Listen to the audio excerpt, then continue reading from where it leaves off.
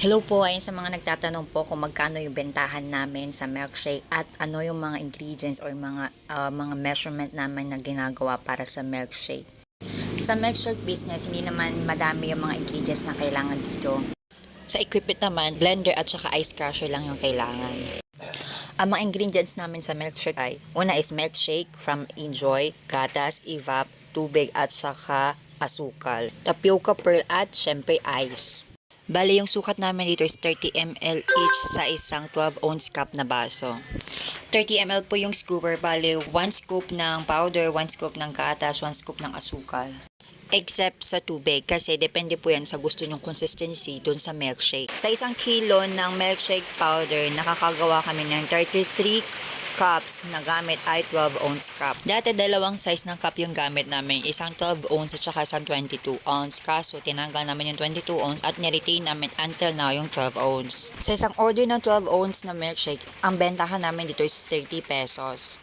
Siguro nagsimula kami sa 5 klaseng flavor ng milkshake powder. Yung isa kasing milkshake powder is worth 170 plus yung mga fruit flavor. Yung mga chocolate flavor naman ng milkshake is 200 plus above. Depende po yan sa lugar. Bale, pagsasamahin lang yung mga ingredients, yung milkshake powder, yung gatas, yung asukal, yung tubig, yung ice sa blender.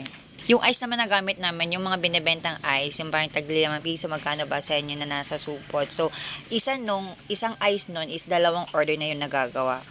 Minsan, sa isang ice naman, 3 yung nagagawa, depende sa laki ng ice. Bali, kalahating ice, isang order na worth na 12 ounce cup. Sa ice, minsan nagawa kami, minsan naman pag naubusan nabili. Malit lang kasi yung freezer namin. So, dun din nakalagay kasi yung mga frozen namin, yung sa burger patty, sa fries, sa siomai, yun dun lahat. So, ayun, yun lang lahat yung mga ingredients and then blend nyo lang. Tapos, add lang kayo ng water at saka ice if kulang pa. Ayun, pag okay na sa inyo yung consistency ng milkshake, then pwede na siyang ilipat sa baso. Bale, sa baso naglalagay kami ng tapioca pearl. Yung tapioca pearl naman po, depende po yan sa gusto ng dami na ilalagay nyo. Kasi sa tapioca pearl namin, parang labas na siya sa costing, parang free na talaga siya totally para sa mga customer. So, malit lang yung nalagay namin. Hindi naman as in maliit, parang tama lang siya na hindi naman madami, hindi naman ganun kamaliit. Tapos pag may mga customer na nag-request ng medyo maraming pearl, yun, nag-add lang sila ng 5 pesos for the additional pearl. So, ayan, lagyan nyo na sa baso. Again, yung gamit namin dito is 12 ounce cup with dome lid. Bali, pag nabibili mo yung 12 ounce cup dito sa amin, hiwalay pa yung dome lid. Tapos, yung straw, yun lang. And also, sa costing, again, magdidepende yan dun sa mga ingredients, sa presyo ng mga ingredients na nasa lugar nyo.